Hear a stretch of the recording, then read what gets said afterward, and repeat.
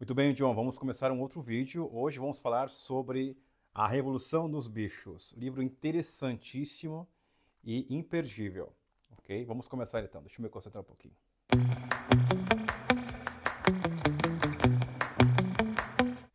Imagine um mundo onde os oprimidos se levantam contra seus opressores, movidos pelo sonho de liberdade. Uma sociedade ideal, sem exploração, onde todos são iguais. Agora visualize essa revolução sendo lentamente distorcida, transformando-se no mesmo sistema opressor contra o qual lutavam. Fight and you may die. Essa é a essência de A Revolução dos Bichos, de George Orwell.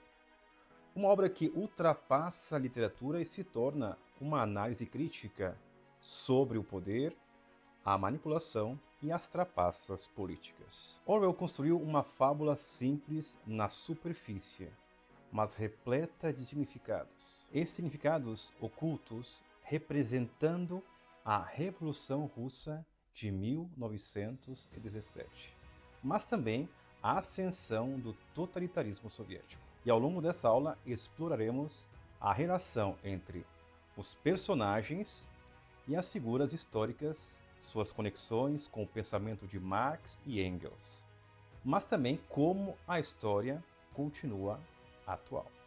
George Orwell, nascido Eric Arthur Blair, em 1903, na Índia. Ele foi um escritor e jornalista inglês conhecido por suas críticas ao totalitarismo. Estudou sob a influência de Aldous Huxley, autor de Admirável Mundo Novo, mas também serviu na Polícia Imperial da Índia. Experiência que moldou sua visão crítica do colonialismo. Orwell era pró-socialista, mas um ferrenho opositor da distorção dos ideais socialistas pelo regime stalinista. Seus livros, 1984 e A Revolução dos Bichos, são manifestações diretas dessa preocupação. Ele faleceu em 1950, vítima de tuberculose, mas seu legado permanece vivo. O velho major, um porco sábio respeitado, compartilha com os animais sua visão de um futuro onde eles são livres da exploração humana. Essa figura representa Karl Marx e Vladimir Lenin, cujas ideias deram origem ao comunismo. Communism is great, capitalism is evil, Lenin, Marx, blá blá blá. Seu discurso inspirador é o equivalente ao Manifesto Comunista, onde Marx e Engels pregavam uma revolução proletária. Com a morte do velho major, a revolução acontece. Os animais se rebelam contra o fazendeiro Sr. Jones, que representa o Tsar Nicolau II, expulsando-o da sua própria fazenda. Eles estabelecem uma nova ordem baseada no igualitarismo, mas essa utopia logo começa a se desfazer. Muito bem, John. Quem quer aprofundar esse tema, é fundamental a leitura das obras de Marx e Engels, sobretudo o Manifesto Comunista, porque essa aqui, digamos assim, é a Bíblia para os comunistas. Aqui está compreendido toda a doutrina da visão de Marx e Engels sobre como deveria ser a nova sociedade, fundada praticamente na luta de classes. Essa revolução deveria ser a revolução das massas. Importantíssimo para entender a história desse período, mas também para entender as diversas formas de socialismo, até mesmo na América Latina. Agora vamos ver também outros personagens que participam dessa obra. A Sra. Jones é a esposa do Sr. Jones, que representa a aristocracia russa que caiu junto com o Tsar. Mas também tem Moisés, o corvo, que simboliza a Igreja Ortodoxa Russa, que pregava a ideia do paraíso do açúcar para manter os trabalhadores conformados. Dois porcos emergem como líderes, Napoleão e Bola de Neve. Napoleão, astuto e calculista, representa Stalin, enquanto Bola de Neve, idealista e eloquente, simboliza Trotsky. Os dois disputam o controle da Fazenda dos Bichos, refletindo a luta entre Stalin e Trotsky pelo comando da União Soviética após a morte de Lenin. Napoleão, usando a violência e a manipulação, expulsa a Bola de Neve, assim como Stalin exilou Trotsky e depois mandou assassinar.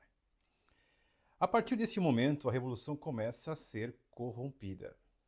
Mas também entram outros personagens que desempenham papéis importantes nesse período. Por exemplo, Garganta, ou Bocão, é o propagandista que manipula as informações para beneficiar Napoleão, representando os meios de comunicação do regime. Outro é Sansão, o cavalo, trabalhador incansável, representa os operários soviéticos explorados e descartados quando não são mais úteis.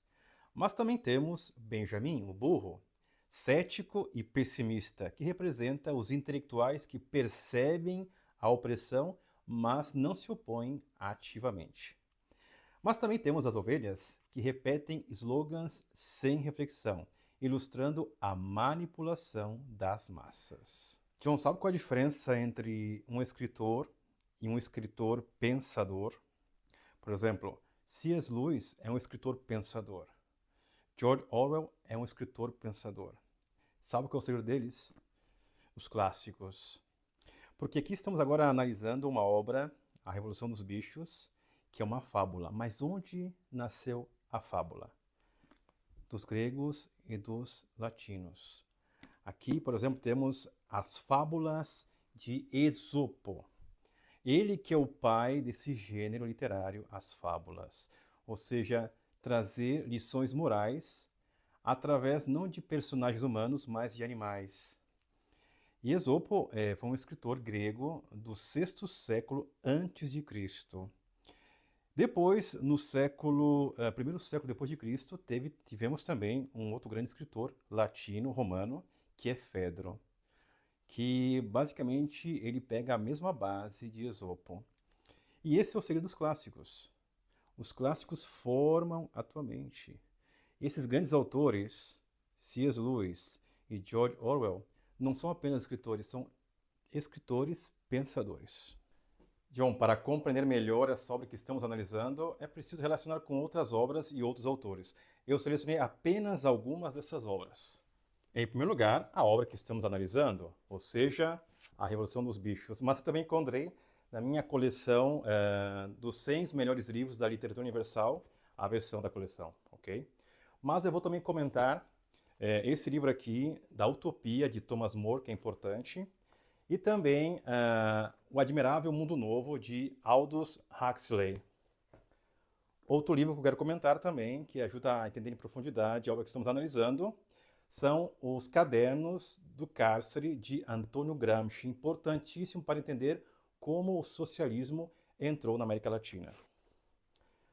Já citei essa obra aqui, as obras completas de Karl Marx e Engels, mas sobretudo o Manifesto Comunista. E uma coisa que talvez nem todos saibam, George Orwell era um grande conhecedor de Platão. Então, a República de Platão também é importantíssima para entender a sua análise na Revolução dos Bichos. Muito bem, John, vamos continuar nossa aula. Está ficando cada vez mais interessante, né? Com Bola de Neve fora, Napoleão implementa um regime de terror. Ele utiliza os cães, simbolizando a KGB, ou seja, a Polícia Secreta de Stalin, para intimidar e executar os opositores. Garganta manipula as informações e reescreve a história. Ele convence os animais de que suas memórias estão erradas, uma alusão à propaganda soviética. O lema: todos os animais são iguais, mas alguns são mais iguais que outros. Esse lema ilustra a traição aos ideais revolucionários. E aqui a exploração se intensifica. Tulipa e Chica, a égua, representam diferentes classes da sociedade, sendo Chica uma alegoria da burguesia que se adaptou ao novo regime. Mas também o Sr. Whymper, advogado que negocia com os porcos, simboliza os capitalistas ocidentais que colaboram economicamente com a União Soviética. John, tem temas que criam divisão. Política e religião são temas que criam divisões.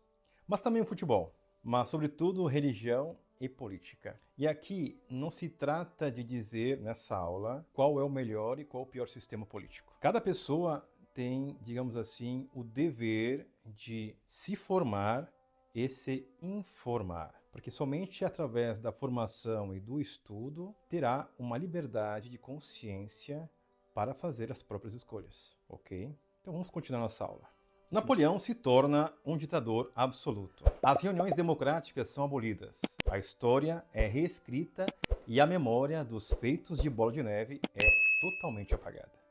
Isso se assemelha ao conceito de duplo pensar e apagamento histórico de uma outra obra de George Orwell, ou seja, 1984, onde o passado é constantemente reescrito pelo partido. Os animais, cansados e oprimidos, percebem tarde demais que a revolução foi sequestrada. O livro termina com os porcos se tornando indistinguíveis dos humanos, mostrando que os novos líderes são tão corruptos quanto os anteriores. E agora vamos ver aqui um pouco a relação com alguns eventos históricos. Napoleão negocia com fazendeiros humanos, assim como Stalin fez acordos com Hitler, por exemplo, o pacto Molotov-Ribbentrop, mas também depois com outros aliados. Os expurgos de Napoleão remetem aos expurgos de Stalin na década de 1930. Até aqui podemos chegar já a algumas conclusões. A Revolução dos Bichos não é apenas sobre o passado, mas um alerta atemporal sobre como o poder pode corromper qualquer revolução. Da propaganda à repressão, da manipulação das massas ao abuso da fé política. Orwell nos mostra que devemos estar sempre atentos aos perigos do autoritarismo, independentemente do espectro ideológico. Esse livro continua relevante porque, como Orwell alertou, quem controla o passado controla o futuro. Quem controla o presente controla o passado. A história não deve ser esquecida para que os erros do passado não se repitam. John, não é o mesmo socialismo, aquele da União Soviética, que o socialismo, o comunismo da América Latina. E para entender essa diferença, é importante conhecer o pensamento de Antonio Gramsci, que foi um filósofo, pensador italiano, mas também fundador do Partido Comunista Italiano, sobretudo na obra Cadernos do Cárcere. Porque Gramsci pensava: não podemos começar uma revolução usando o mesmo método dos russos, ou seja, através da luta de classes e da revolução operária, ou seja, conseguir essa transformação através da infraestrutura. Ele falou: temos que aplicar uma metodologia muito mais eficaz aqui na Europa, ou seja, a cultura. Ele é o grande pensador da revolução cultural. Gramsci dizia que para chegar ao poder e à verdadeira transformação é preciso chegar através da cultura. É ele que cria, digamos assim, a ideia do intelectual orgânico. Isso se vê, por exemplo, na América Latina, que muitos líderes políticos do Partido Comunista Socialista, eles entraram no poder, começando com os ministérios da educação, da cultura, da saúde. Por quê? Porque são esses ministérios que criam a cultura. Ou seja, como mudar uma sociedade através do pensamento. Fundamental essa obra, para entender como uma ideia chega numa sociedade através da cultura. Antonio Gramsci, em Cadernos do Cárcere, argumenta que o poder não se sustenta apenas pela força, mas pela hegemonia cultural, ou seja, a maneira como a classe dominante molda a visão de mundo da sociedade para manter seu domínio. Em A Revolução dos Bichos, vemos isso claramente na figura de Garganta, Bocão, o porco que controla a informação e reescreve a história para sustentar o poder de Napoleão. Assim como Gramsci explica que a burguesia usa instituições como a empresa e a escola para criar consenso, Orwell mostra como Napoleão manipula a narrativa para manter os animais submissos. O conceito de consentimento fabricado de Gramsci também aparece na forma como as ovelhas repetem slogans sem reflexão, reforçando a ideologia dominante. Assim, Orwell e Gramsci concordam que o controle do discurso é uma ferramenta essencial de dominação política. Vamos lá, John. No Manifesto Comunista, Marx e Engels defendem que a história da humanidade é a luta de classes e que o proletariado deve se unir para derrubar a burguesia e instaurar um sistema igualitário. A princípio, a Revolução dos Bichos parece seguir esse roteiro. Os animais se rebelam contra o Sr. Jones, ou seja, a aristocracia czarista, expulsam a opressão e tentam construir uma sociedade justa. No entanto, Orwell mostra como essa revolução é sequestrada pela elite interna, os porcos, que representam os líderes do regime comunista soviético. Napoleão toma o lugar de Jones e se torna tão opressor quanto ele. Esse ciclo reflete a crítica marxista à burocratização da revolução, que leva à criação de uma nova classe dominante.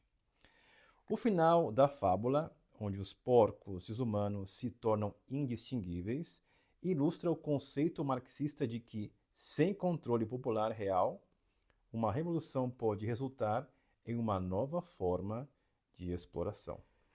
Em Utopia, Thomas More descreve uma ilha onde a propriedade privada foi abolida, a justiça é equitativa e todos vivem em harmonia.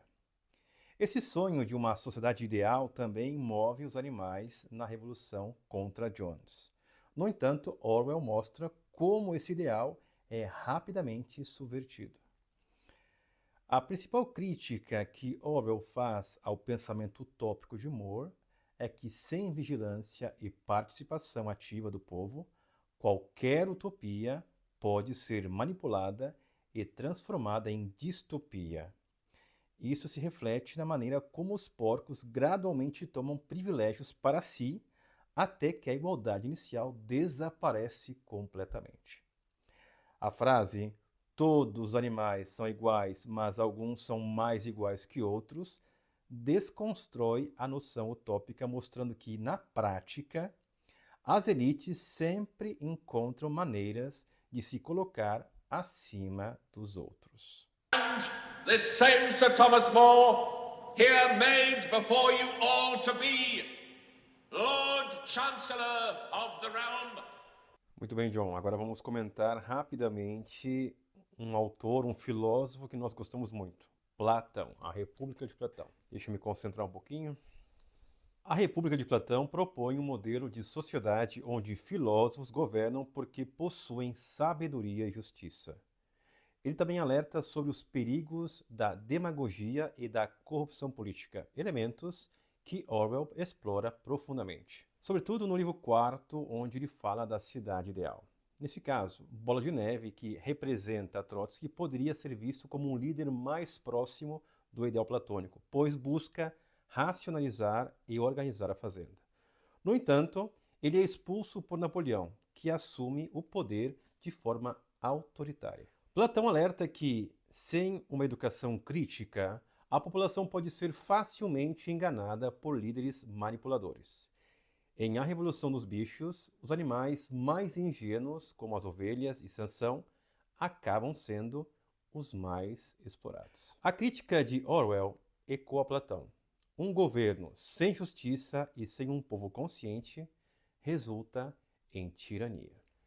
Enquanto a Revolução dos Bichos mostra uma ditadura baseada na repressão e na força, Admirável Mundo Novo apresenta um sistema onde as pessoas são controladas pelo prazer e pelo condicionamento psicológico. Apesar das diferenças, Orwell e Huxley chegam a uma conclusão semelhante. As massas podem ser manipuladas e convencidas a aceitar seu próprio sofrimento. Em Orwell, os porcos reescrevem a história, eliminam opositores e convencem os animais de que estão melhor do que antes. Em Huxley, as pessoas são condicionadas desde o nascimento a aceitar seu papel social e a consumir prazeres superficiais para evitar questionamentos. Ambos os livros alertam que o verdadeiro perigo não é apenas a opressão visível, mas a forma como somos levados a aceitá-la como normal.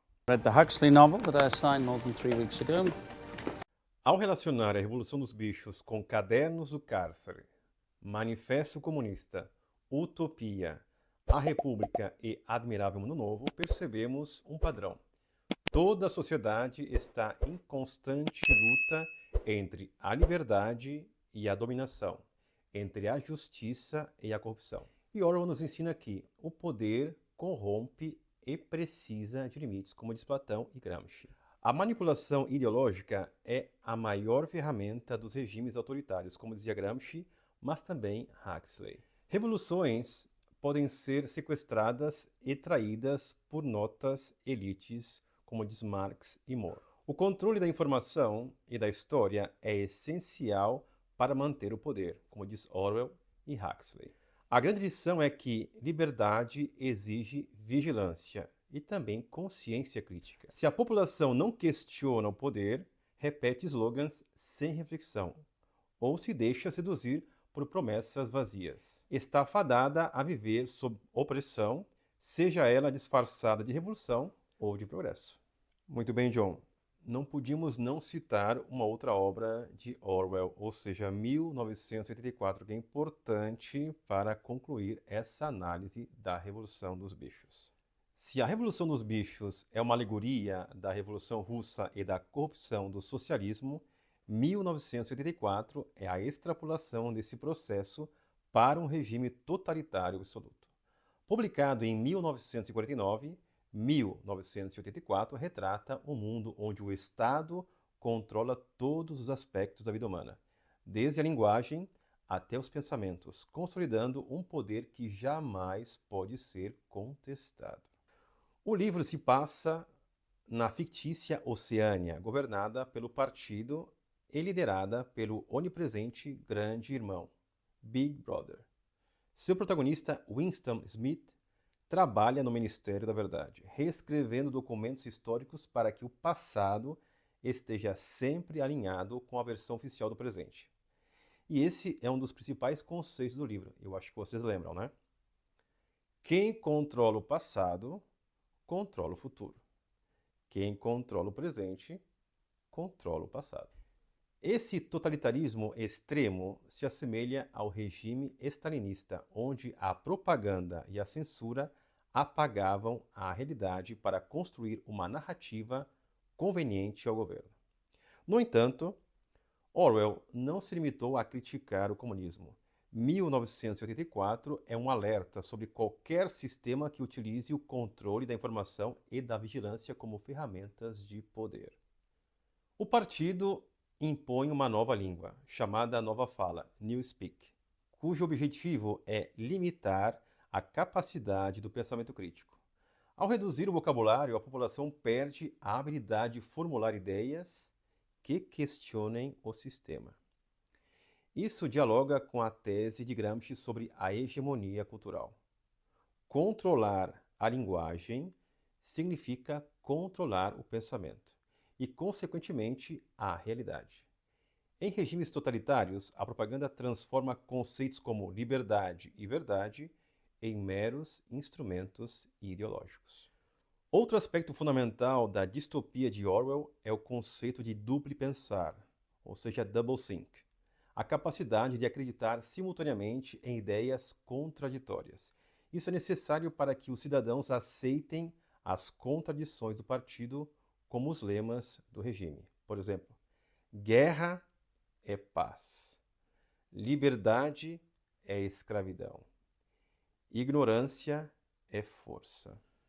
A polícia do pensamento vigia e pune qualquer desvio ideológico, mostrando como um Estado pode controlar não apenas as ações das pessoas, mas também suas emoções e crenças. Se a Revolução dos Bichos mostra como a utopia socialista pode ser corrompida, 1984 revela o que acontece quando esse processo atinge seu estágio final. Um governo totalitário que controla cada aspecto da vida humana. Em 1984, não há mais esperança. O partido não apenas oprime fisicamente, mas destrói qualquer possibilidade de resistência psicológica.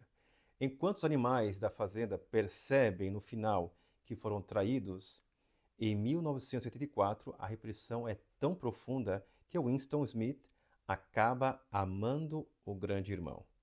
aceitando a tirania como única realidade possível. Orwell não estava apenas criticando o stalinismo, mas alertando sobre os perigos do controle absoluto do Estado sobre a sociedade. O livro continua relevante porque a manipulação da informação, a vigilância em massa e a distorção da linguagem são ferramentas ainda utilizadas por regimes autoritários em todo o mundo. O pensamento de Orwell pode ser sintetizado em um dos momentos mais angustiantes do livro, onde ele diz: se você quer uma visão do futuro, imagine uma bota esmagando um rosto humano para sempre. Com 1984, Orwell nos deixa um aviso claro. A liberdade nunca pode ser considerada garantida. Se não estivermos atentos, podemos nos tornar prisioneiros de sistemas que controlam não apenas nossas ações, mas nossos próprios pensamentos. Muito bem, John, vamos à conclusão do livro. Mais uma missão cumprida, John. Deixa eu me concentrar um pouco para clarear as ideias. A Revolução dos Bichos, de George Orwell, é uma fábula satírica que retrata a Revolução Russa e o totalitarismo soviético, demonstrando como o poder pode corromper até mesmo os ideais mais nobres. O livro acompanha a trajetória dos animais da fazenda do Solar, que se rebelam contra o fazendeiro Sr. Jones, que representa o Tsar Nicolau II.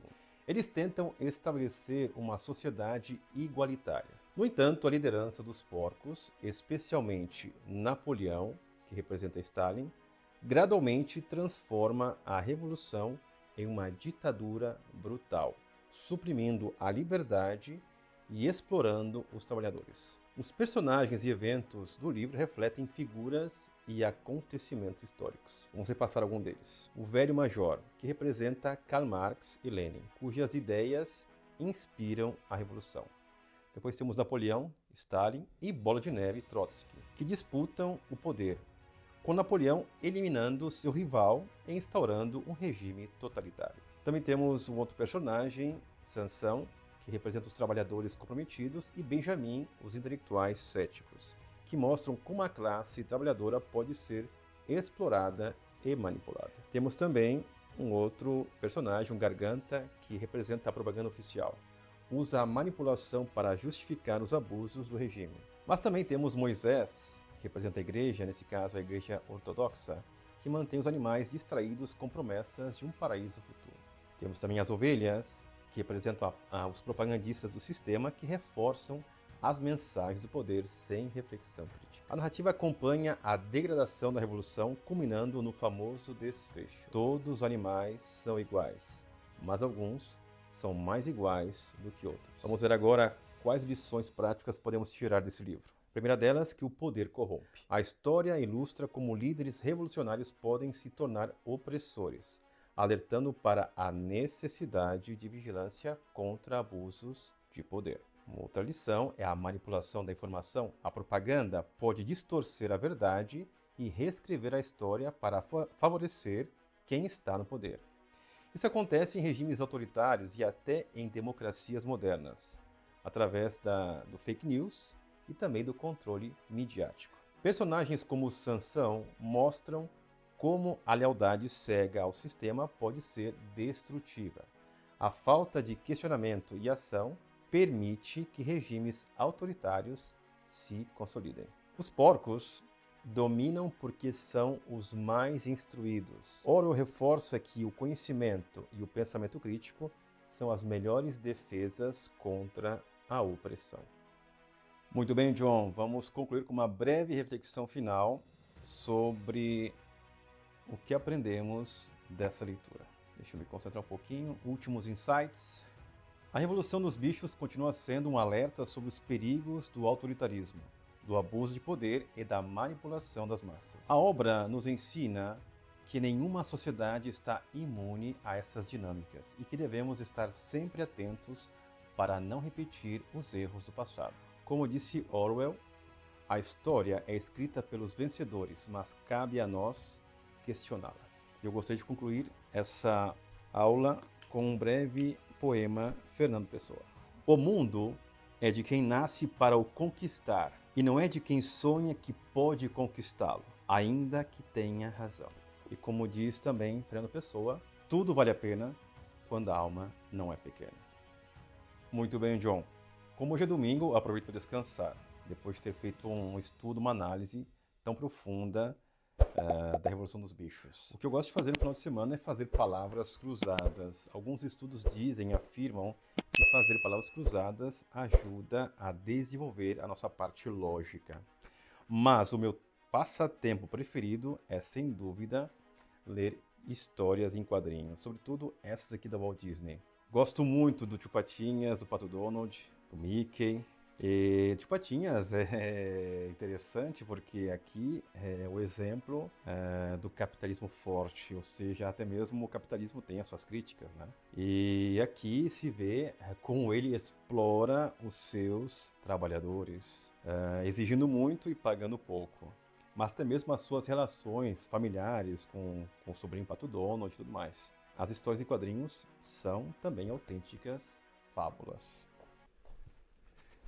Vocês gostaram da Revolução dos Bichos? Hein? Gostaram? Não é que vocês estão tramando alguma coisa contra de nós, hein? Manda um oi pro pessoal lá. Até o próximo domingo. Da Frida e Pongo.